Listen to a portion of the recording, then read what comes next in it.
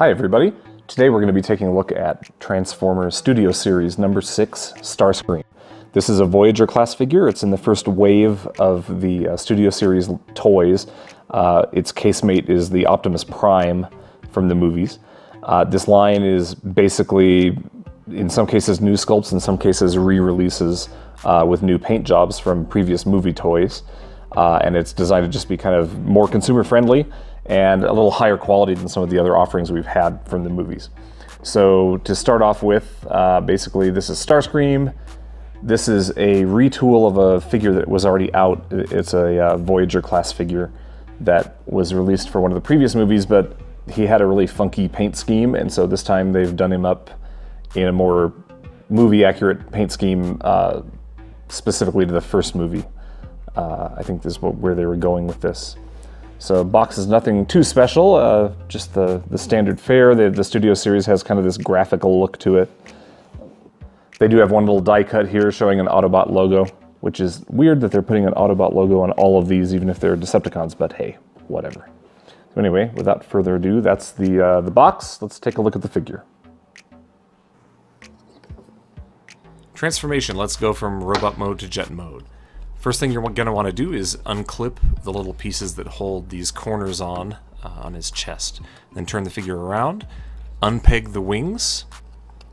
This will fold down. It's kind of on a double hinge, so you want to go all the way down with it. Swivel the wings down. Turn the figure around. You can open up his crotch, and that will let you pull the jet cockpit through. Kind of push his head with your thumb, it'll clear that door, and you can close the little door after it's done. Close the little compartment at the bottom of the jet. Now these arms are a little tricky. You want to swivel them out.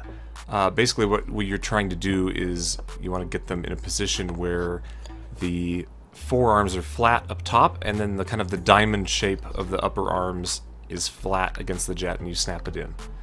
The hands, you'll rotate them to face down, and then rather than bend them at the wrist on the ball joint, there's actually a little square joint that rotates. You want to push both of those all the way down, and that lets you put the hands completely in a folded position.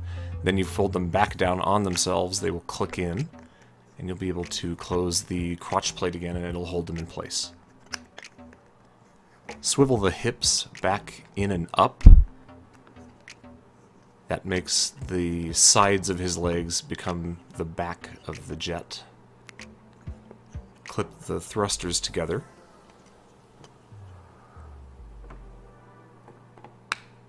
Now you want to rotate the legs around. Put the toes down in a pointing position. And there's a tab that will connect to the leg, so push those in really firmly. This piece is tricky. You have to push those pieces back in toward the figure, and then the whole piece will swivel down and close. If you push those the other way, they pop off, and you don't have to push them very hard to make them pop off.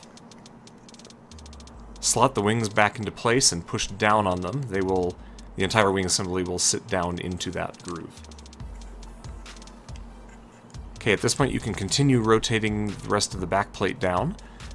You'll see some little tabs on the wings that it needs to go under, so you'll have to kind of lift and connect them, push them in.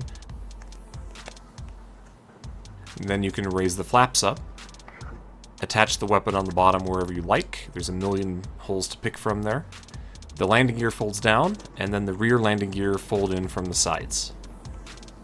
Give him a few good squeezes to make sure everything's lined up, and there you have it. Jet mode.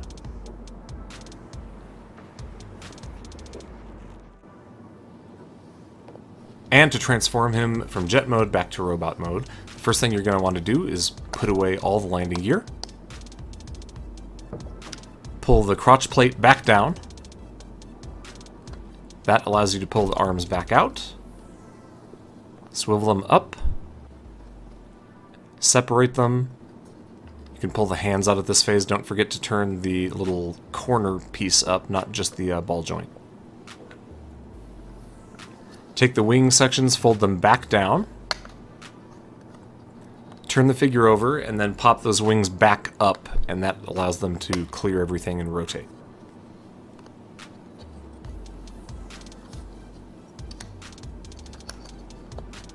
When you pull these out, you can pull the little collapsed flap back. Go ahead and pull the leg back and out.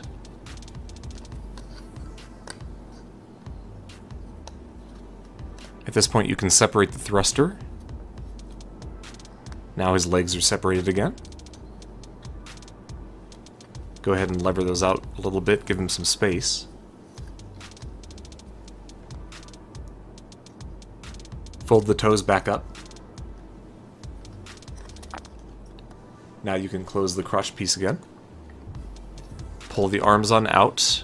Open the flap on the bottom of the jet. Rotate the shoulders up. Now the jet can fold back in. You do have to reopen and reclose that thing a couple times.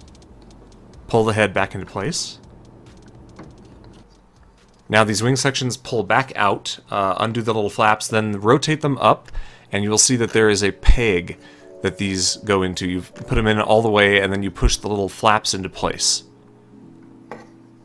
Turn the figure around. You can position these wings. It takes a little time to get it right.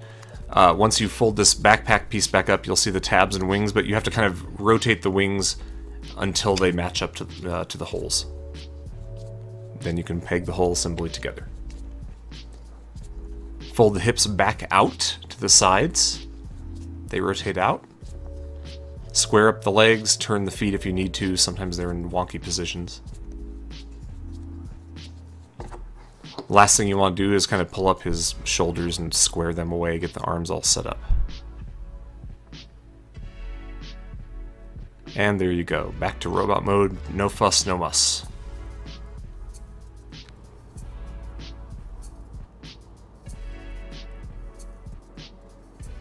For scale, here is a shot of Starscream next to his boss, Megatron. This is the leader class figure from, I believe, the 5th movie. You can see that he's pretty sizable comparatively. This guy is huge, but probably appropriate. Megatron's pretty large. This looks about right, I guess. This is the size an F-22 would be next to an alien spacecraft, aircraft thing. And here we have him next to the gold standard of scale figures. This is the Hasbro version of MP10 Optimus Prime masterpiece figure. Pretty much everyone knows what size he is, so you can kind of get an idea from here. He could use him as a surfboard. That's about the size he is. Might get a little uncomfortable with the pokey bits, but he could probably pull it off. We know he can surf from that one episode of Transformers, so, you know, he could probably do that. Thoughts on vehicle mode? I think he's pretty cool. He has a lot of good tabs that kind of hold him together well. He doesn't have a lot of panel lines. I mean, the design has so many panel lines in it that the real ones kind of hide in it a bit. He's very solid. He doesn't come apart. Everything tabs in really firmly. I like the side folding for the landing gear. That's kind of cool. And then they become his heel spurs when he's standing, which gives him a lot of stability because he's got a really wide foot. Well, actually, it's a long foot, I guess. But his weapon is interesting. It's very movie Transformers. It's like a weird missile launcher combined with a set of blades, and I have no idea what this is supposed to be. But it looks kind of cool on him. Paint-wise, I really like this paint application a lot better with the kind of airbrushed camo-y gray look. A lot better than on previous Starscream figures. They had the kind of Cybertronian tattoo look on the last one that covered everything. And I think this looks a lot cleaner. This is the look from the first movie specifically, but it looks really great. Yeah, overall, I think vehicle mode's pretty good on this. There's a little bit of kibble on the bottom, but it doesn't bother me that much with the movie figures because they all look so mechanical and kibble-y anyway that it doesn't really bug me on this. He definitely does not have like visible arms and legs hanging off the jet, so he actually looks pretty good. I like this figure. I haven't had the Voyager class for this before. I hear that the leader class is great. I actually haven't had him in hand, but for a smaller figure, this is pretty great. And in robot mode, I think he looks pretty cool. One of the things I like about Starscream from the movies, I'm not a huge fan of the movie aesthetic. There's a few figures I think are standout. He's one of them. He just has alien proportions. I know they tried to really play up the alien angle, that these things are, you know, weird, you know, cybernetic aliens, as opposed to anything else, but he really has a weird look. He's got kind of a triangle form for his body. He's got the reverse articulated legs like an animal. And then he's got, you can see here, it looks like he's drooling gold. He's got like a gold chin, which is a little weird, but what are you gonna do? He is pretty expressive. I like the fact that you can make him do the creepy Frankenstein, Lon Chaney pose. You can kind of go Dracula, Frankenstein, Wolfman here. It's got the creepy hands going. He looks very spindly and spidery, and I think that's why I like him. Nice little detail, he has 2 thumbs, so, you know, he could probably be really good at construction or playing the piano. A lot of Transformers require you to basically put them in yoga poses to get everything to line up. You have to get their arms and legs just right, and if you didn't get this one step, you know, with the arm position just so, then the next 3 steps will go by, and then you have to tab into an arm, and it's not in the right place, and you have to undo it all. This figure kind of avoids all that. He really has solid connections for everything, like where the wings are, there's a peg. Where the chest folds up here, there's a peg, and it pegs in right here. All these pieces. Now, the one thing I will note about this figure, these things drive me insane. They really should have put a pin in these, and I'm sure they didn't do it precisely because they didn't want them to break if they got stress on them. They just pop off instead. The problem is, those things pop off every time you look at them. I mean, if you sneeze in the room, they fall off. So that's kind of annoying. But in general, that one minor thing aside, I think this guy was a good buy. I think he's really cool. I like his coloration. Yes, you can probably get a lot more detail on a leader class figure or something like that, but as it stands, pretty happy with him. He's pretty posable. He's got a lot of the standard stuff. I won't go through every little detail on the posability, but yeah, he's got a lot of joints, a lot of rotations, a lot of places where he can move. So probably the biggest missing elements, he doesn't have a waist swivel. He doesn't have any kind of shoulder swivel. His shoulders are pretty rigid. They only go up and down here, and then you can turn him here. So he's not super posable, but he can do what you need him to do. You get a little bit of head motion, not too much. Other than that, not too much else going for him movement-wise, but he is very stable. It's because he's so wide. He's a very wide figure, and then he has, like I said, these landing gear pieces become his heel spurs, and so his feet are really wide, or like really long and stable, and he balances very well on them. And I think it's that reverse articulated knee. He can really sit in weird positions and hold his weight well on them, so it's not really a problem.